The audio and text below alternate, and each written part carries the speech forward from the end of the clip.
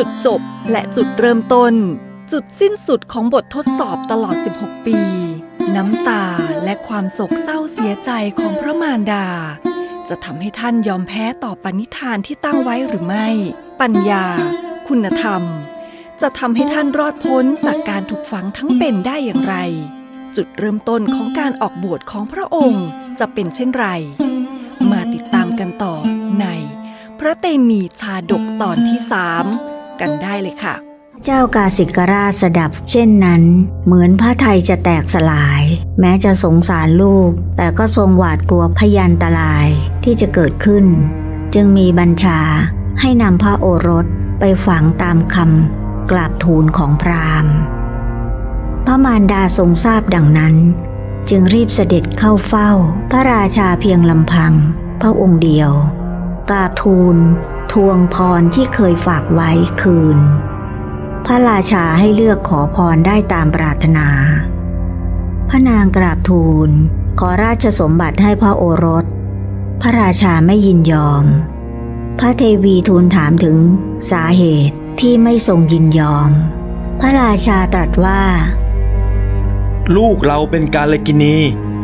พระนางกราบทูลว่าถ้าไม่พระราชทานตลอดชีวิตก็ขอได้โปรดพระราชทานราชสมบัติ7 ปีพระราชาไม่ทรงยินยอมพระเทวีได้ขอให้ครองราชสมบัติลดลงตามลำดับจาก6 ปีจนถึง1 ปีพระราชาก็ไม่ทรงยินยอมจึงทูลขอลดลงจาก7 เดือนจนถึง1 เดือนแม้เช่นนั้นพระราชาก็ไม่ทรงยินยอมพระเทวีจึงทูลขอ7 วันพระราชาจึงทรงยินยอมเมื่อพระราชาทรงอนุญาตพระเทวีจึงประดับตกแต่งพระโอรสแล้วโปรดให้ประกอบพิธีพระราชาภิเษกเป่าประกาศไปทั่วพระนครว่าราชสมบัตินี้เป็นของพระเตมีราชกุมารให้ประดับทั่วทั้งพระนครนำพระโอรสประทับบนคชาทานยกเสวตฉัตรขึ้นเหนือพระเศียรจัดลิ้วขบวนแห่กระทำประทักษิณรอบพระนครคันเสด็จพิธีราชภิเษกแล้วให้พระโอรสบรรทมบนพระยี่ผู้อันมีสิริพระราชมารดาตรัสวิงวอนตลอด5 วัน 5 คืนว่าเตมีลูกแม่ไม่เป็นอันหลับอันนอนร้องไห้มาตลอด16 ปีเพราะลูกตาทั้ง2 ข้างแม่บวมช้ำหัวใจแม่เจ็บปวดเพราะความทุกข์โศกแม่รู้ว่าลูกไม่ใช่คนง่อยเปลี้ยลูกอย่าทำให้แม่ไร้ที่พึ่งเช่นนี้นี่ก็จะ6 วันแล้วที่ลูกได้ของราชสมบัติพระราชารับสั่งนายสารถีชื่อสุนันทะเอาไว้ว่าสุนันทะพรุ่งนี้จงเอาม้าอวมงคลเทียมด้วยรถอวมงคลแต่เช้าตรู่นำลูกของเราออกจากพระนครไปทางประตูทิศตะวันตกประกาศให้ผู้คนทั้งหลายรู้ว่าคนกาลกิณีจะไปป่าช้าผีดิบจงขุดหลุมฝังลูกเราที่ป่าช้าผีดิบพรุ่งนี้เช้าลูกจะถูกนำไปฝังที่ป่าช้าผีดิบแล้วนะลูกแม่จะมีชีวิตอยู่ต่อไปได้อย่างไรพระเตมีได้ยินเช่นนั้นกลับมีจิตใจแช่มชื่นว่าเตมีความพยายามที่เจ้าทำมาตลอด16 ปีจะถึงที่สุดแห่งความหวังในวันพรุ่งนี้แล้วเมื่อพระโพธิสัตว์ดำริอยู่อย่างนี้ก็เกิดปิติอิ่มเอิบขึ้นภายในใจอย่างประหลาดแต่พระมารดากลับระทมทุกข์เจ็บปวดเหมือนใจจะขาดแม้เมื่อเป็นเช่นนั้นพระโพธิสัตว์ก็ทรงดำริว่าถ้าพูดอะไรออกไปตอนนี้ความตั้งใจของเราจะไม่สำเร็จผล จึงไม่ยอมตรัสอะไรกับพระชนนีเลย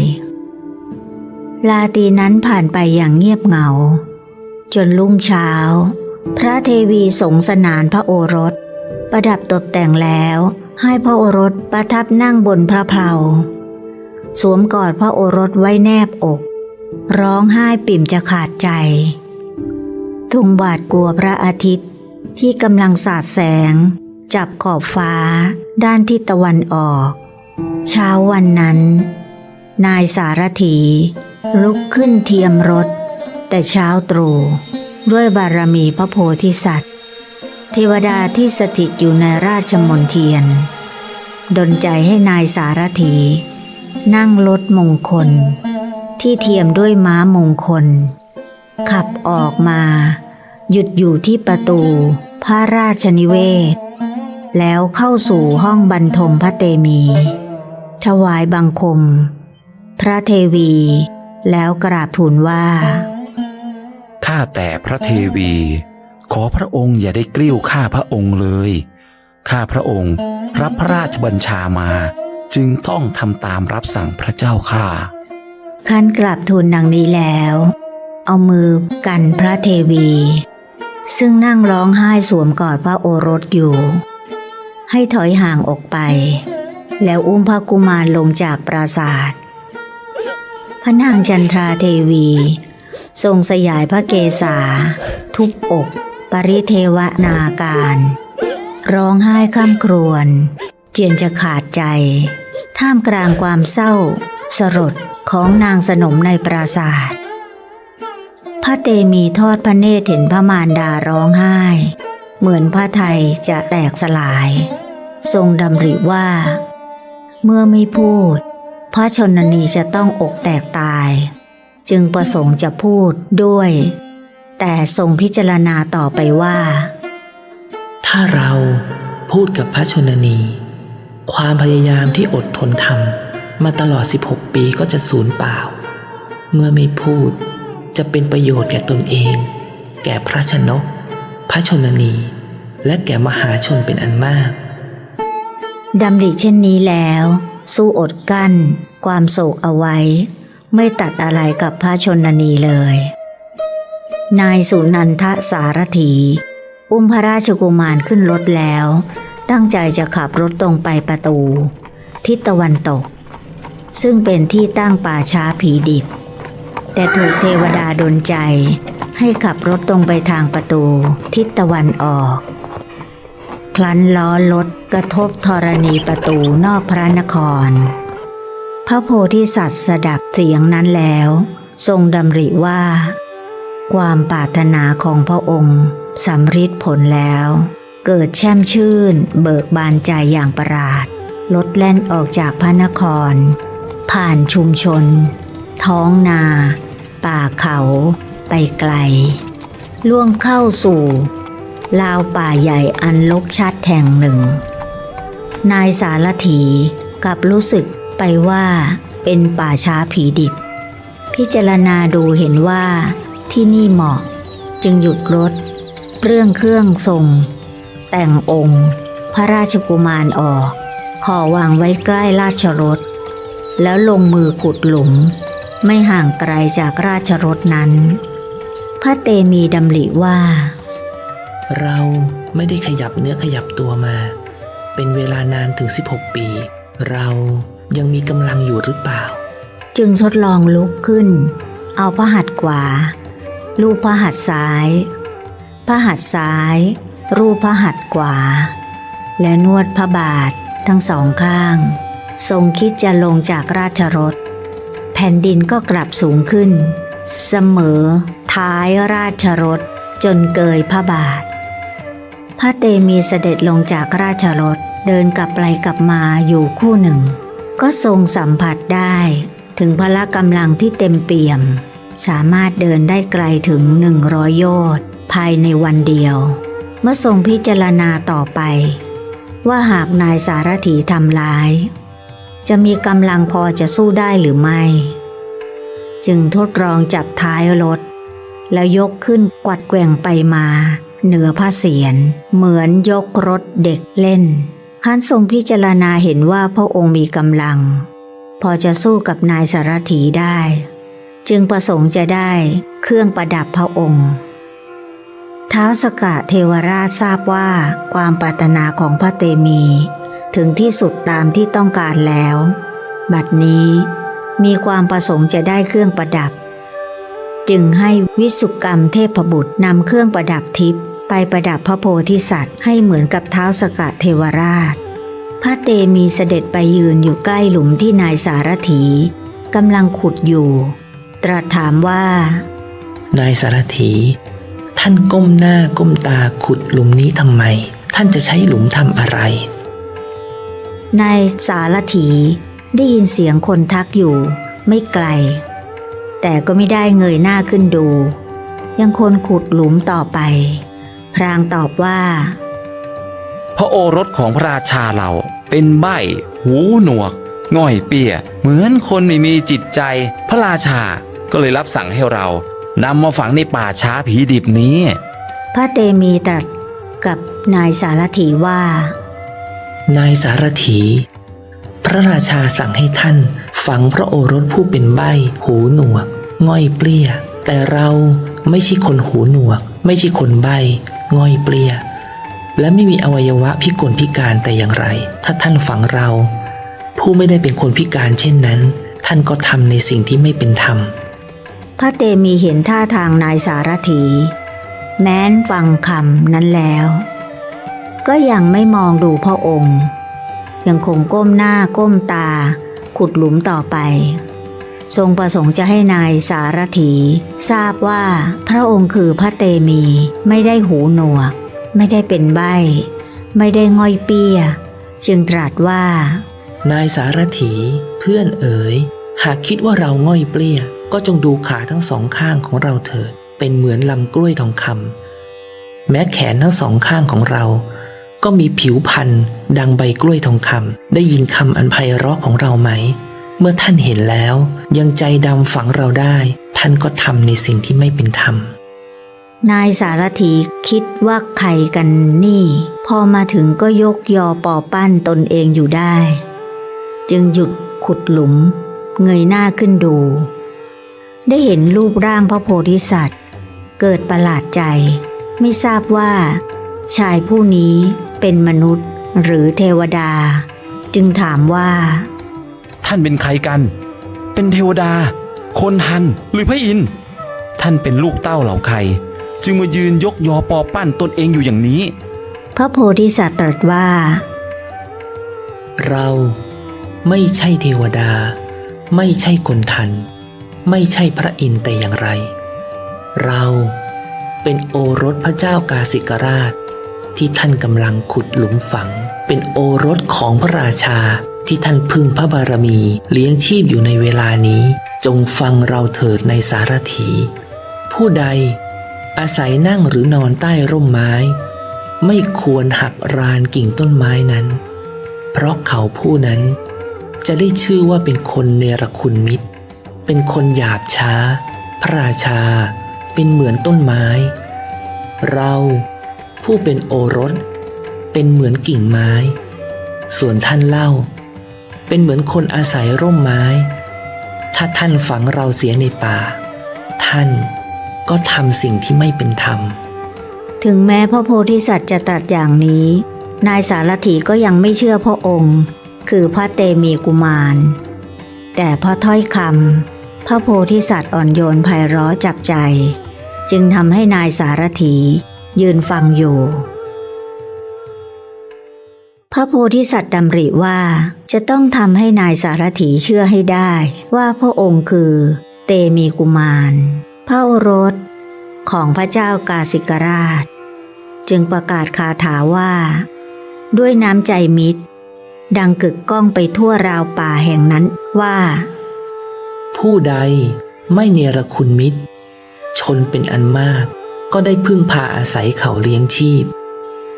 เขาจากเรือนไปที่ไหนๆย่อมอุดมสมบูรณ์ด้วยข้าวปลาอาหารผู้ใดไม่เนรคุณมิตรเขาไปสู่ชนบทหมู่บ้านหรือราชธานีใดๆ จะได้รับการยกย่องเชิดชูเกียรติคุณได้รับการนับถือจากหมู่ชนเป็นอันมากในที่นั้นๆโจรทั้งหลายไม่อาจข่มเหงเขาผู้นั้นได้แม้กษัตริย์ก็ไม่ทรงดูหมิ่นเขาผู้นั้นจะชนะข้าศึกศัตรูผู้มุ่งร้ายทั้งปวงได้ผู้ใดไม่เนรคุณมิตรเมื่อเขาผู้นั้นกลับมาเรือนของตนก็มิได้กลับมาด้วยความรู้สึกหงุดหงิดโกรธเคืองใครๆจะเป็นผู้โดดเด่นเป็นที่ชื่นชมยินดีได้รับคำยกย่องสรรเสริญอย่างมากมายท่ามกลางหมู่ญาติเขาผู้นั้นให้ความเคารพนอบน้อมยกย่องสรรเสริญคนอื่นและคนอื่นก็จะให้ความเคารพนอบน้อมยกย่องสรรเสริญเขาเช่นกันผู้ใดไม่เนรคุณมิตรเขาผู้นั้นบูชาคนอื่นย่อมได้รับการบูชาตอบไหว้ผู้อื่นย่อมได้รับการไหว้ตอบและย่อมเข้าถึงความเป็นผู้เจริญด้วยเกียรติยศชื่อเสียงสิริมีความเจริญรุ่งเรืองดุจกองเพลิงย่อมรุ่งเรืองไพโรจน์ยิ่งดุจเทวดาผู้มีเดชานุภาพมากโคทั้งหลายของบุคคลผู้นั้นจะตกลูกเพิ่มจำนวนมากขึ้นพืชธัญญาหารที่หว่านไว้ในนาย่อมเจริญงอกงามจะได้ประโยชน์จากพืชผลที่หว่านไว้แม้ประสบอุบัติเหตุพลัดตกจากเหวจากภูเขาพลาดตกต้นไม้หรืออันตรายแก่ชีวิตโดยประการใดๆก็จะได้ที่พึ่งที่อาศัยผู้ใดไม่เนรคุณมิตรเหล่าศัตรูย่อมย่ำยีเขาผู้นั้นไม่ได้ดุจต้นไทรที่ยังรากไปทั่วย่อมเจริญงอกงามแผ่กิ่งก้านใบดกหนาพายุไม่อาจพัดโหมกระหน่ำให้หักโค่นล้มได้ แม้พระโพธิสัตว์จะตัดถึงเพียงนี้นายสุนันทสารถีก็ยังจำพระองค์ไม่ได้คิดสงสัยว่าคนผู้นี้เป็นใครกันแน่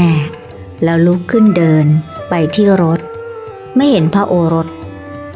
และห่อเครื่องประดับจึงกลับมามองดูอีกครั้ง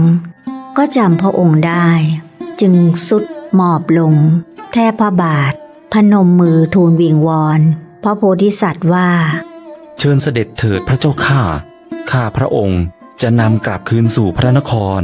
ขอพระองค์จงครองราชสมบัติขอพระองค์จงมีพระชนยิ่งยืนนานพระเจ้าข้า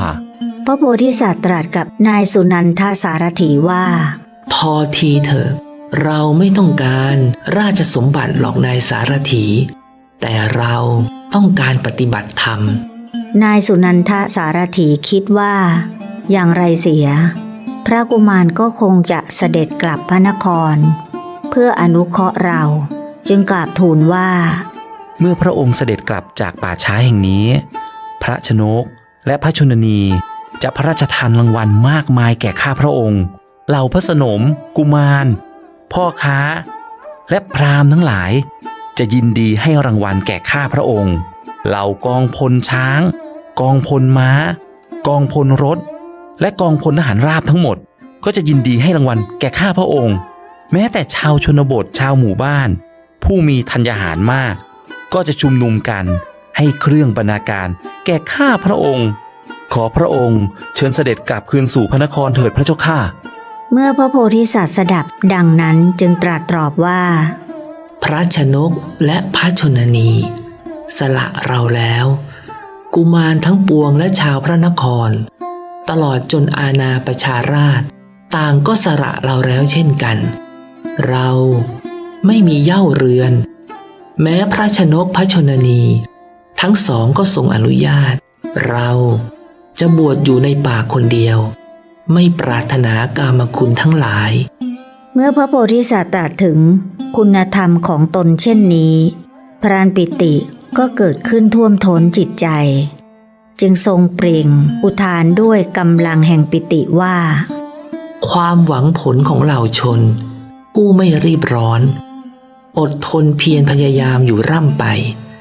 ย่อมสำเร็จผลในวันหนึ่งอย่างแน่นอนนายสารถีเพื่อนเอ๋ยท่านจงรู้ไว้เถิดว่าเรา ออกบวชประพฤติพรหมจรรย์เรียบร้อยแล้ว ภัยในนรกจะมีแต่ที่ไหน นายสารถียังไม่ลดละความพยายาม คิดว่าหากทำให้พระองค์สงสารอย่างไรเสีย พระกุมารก็จะต้องเสด็จกลับพระนคร จึงกราบทูลว่า พระองค์มีวาจาไพเราะอ่อนโยนเช่นนี้ เหตุใดจึงไม่ตรัสในพระราชสำนักของพระชนกและพระชนนีเล่า พระโพธิสัตว์ตรัสว่า เราเป็นคนง่อยเปลี้ยเพราะไม่มีเส้นเอ็นยึดโยงร่างกายก็หาไม่ เราเป็นคนหูหนวกเพราะไม่มีโสตประสาทก็หาไม่ เราเป็นใบ้เพราะไม่มีลิ้นก็หาไม่ ท่านอย่าได้เข้าใจว่าเราเป็นใบ้แต่เราระลึกชาติได้ว่าเคยเกิดเป็นกษัตริย์ครองราชสมบัติในมหาเสเวตฉัตรนั้นเป็นเวลา20 ปี กลับไปเกิดในนรกหมกไหม้นานถึง80,000 ปี เรากลัวการครองราชสมบัติจึงอธิษฐานในใจว่าขอชนทั้งหลายอย่าได้อภิเษกเราในราชสมบัติเลยเราจึงไม่พูดในราชสำนักพระชนกและพระชนนีในเวลานั้นพระชนกอุ้มเราให้นั่งบนตักแล้วพิพากษาพวกนักโทษว่าจงฆ่าโจรคนหนึ่งจงจองจำโจรคนหนึ่งจงเอาหอกแทงโจรคนหนึ่งแล้วเอาน้ำกรดราดแผลจงเสียบโจรคนหนึ่งบนหลาวเราได้ฟังคำพิพากษาอันหยาบคายที่พระชนกตรัสสั่งเจ้าหน้าที่อย่างนี้จึงกลัวการครองราชสมบัติเราไม่เป็นใบ้ก็ทำเหมือนคนเป็นใบ้ไม่ง่อยเปลี้ยก็ทำเหมือนคนง่อยเปลี้ยแกล้งนอนเกลือกกิ้งอยู่ในอุจจาระปัสสาวะของตนนายสารถี เพื่อนเอ๋ยชีวิตมนุษย์เรานี้ลำบากยิ่งนักเป็นของน้อยทั้งเต็มไปด้วยทุกข์ใครเล่าจะอาศัยชีวิตซึ่งน้อยนิดนี้สร้างเวรกรรมเพราะไม่มีปัญญาเพราะไม่เข้าใจธรรม พระโพธิสัตว์ตรัสอุทานซ้ำอีกเพื่อประกาศเจตนาลมอันแรงกล้าในการตัดสินใจที่จะไม่เสด็จกลับคืนพระนครว่าความหวังผลของเหล่าชนผู้ไม่รีบร้อนอดทนบำเพ็ญเพียรอยู่ร่ำไปย่อมสำเร็จผลในวันหนึ่งอย่างแน่นอนนายสารถีท่านจงรู้ไว้เถิดว่าเราออกบวชประพฤติพรหมจรรย์เรียบร้อยแล้วภัยในนรกจะมีแต่ที่ไหนเล่านายสุนันทสารถีได้ฟังดังนั้นจึงคิดว่าพระกุมารมีราชสมบัติมหาศาลเช่นนี้ยังทิ้งเข้าป่าตั้งใจออกบวชอย่างไม่ใยดีเหมือนทิ้งซากศพเสียอย่างนี้แล้วเราจะต้องการอะไรกับชีวิตอันไม่สมประกอบของเราเราจะบวชกับพระองค์จึงกราบทูลว่าข้าแต่พระลูกเจ้าแม้ข้าพระองค์ก็จะบวชกับพระองค์ขอพระองค์ได้โปรดให้ข้าพระองค์บวชด้วยเถิดแม้นายสารถีจะทูลวิงวอนอยู่อย่างนั้นพระโพธิสัตว์ก็ทรงดำริว่าหากเราอนุญาตให้นายสารถีบวชในเวลานี้พระชนกและพระชนนีของเราก็จะไม่เสด็จมาหาเราเมื่อเป็นเช่นนี้ความเสื่อมจะมีแก่พระองค์ทั้งสองม้ารถและเครื่องประดับทั้งหลายก็จะสูญหายไปเราจะถูกครหาว่านายสารถีนั้นไม่กลับมาคงจะถูกพระราชกุมารซึ่งเป็นยักษ์จับกินเสียแล้วทรงพิจารณาอย่างรอบคอบเพื่อมิให้เกิดข้อคารหาและพิจารณาถึงความเจริญแก่พระชนกและพระชนนีทั้งสองพระองค์จึงเปลื้องเครื่องประดับมอบให้นายสารถีพร้อมกับสั่งว่าเรามอบรถให้ท่านแล้วท่านจงนำกลับไปคืนราชสำนักปลดเปลื้องตนจากหนี้ก่อนผู้ไม่มีหนี้เท่านั้นจึงจะบวชได้นายสารถีได้ฟังดังนั้นเกิดความกังวลใจว่าเมื่อเรากลับไปพระนครแล้ว ถ้าพระกุมารเสด็จไปที่อื่น พระราชบิดาเสด็จมาไม่พบจะรงทันเรา เพราะฉะนั้นเราจะขอคำยืนยัน ให้แน่ใจก่อนว่าพระองค์จะไม่เสด็จไปที่ไหน จนกว่าเราจะกลับมา จึงกล่าวว่า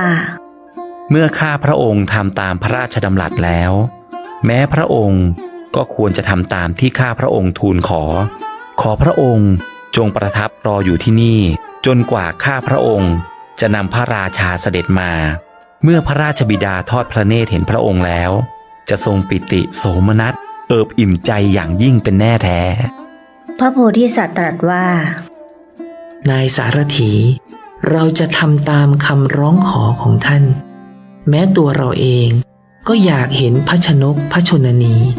และพระประยูรญาติทั้งหลายของเรา เสด็จมาสถานที่แห่งนี้ จงกลับไปเถิดนายสารถีเพื่อนรัก จงกราบทูลพระชนกพระชนนี ตามที่เราสั่ง ขั้นตรัสดังนี้แล้ว ก็น้อมพระองค์ หันหน้าไปยังกรุงพาราณสี ถวายบังคมพระชนนี พระชนกจากที่ไกล ด้วยความเคารพรักอย่างเต็มเปี่ยม นายสารถีทำประทักษิณพระกุมาร กราบลงแทบพยุคลบาท ลิงโลดใจเหลือประมาณ ขึ้นรถขับบ่ายหน้า ตรงไปยังกรุงพาราณสี ในขณะนั้นพระนางจันทาเทวี เปิดหน้าต่าง รอคอยการกลับมาของนายสารถี ด้วยต้องการจะทราบความเป็นไปของลูกว่าเป็นอย่างไร พอทอดพระเนตรเห็นรถว่างเปล่า นายสารถีกลับมาเพียงคนเดียว พระหทัยแทบแตกสลายทรงร้องไห้ฟูมฟาย ปริเทวะนาการว่าน ายสารถีฝังลูกเราเสียแล้วเพราะนายสารถีกลับมาคนเดียวประชามิตรทั้งหลายจะเยื้อหยันยินดีศัตรูทั้งหลายจะกระหยิ่มใจเพราะสามารถฝังลูกเราได้แล้ว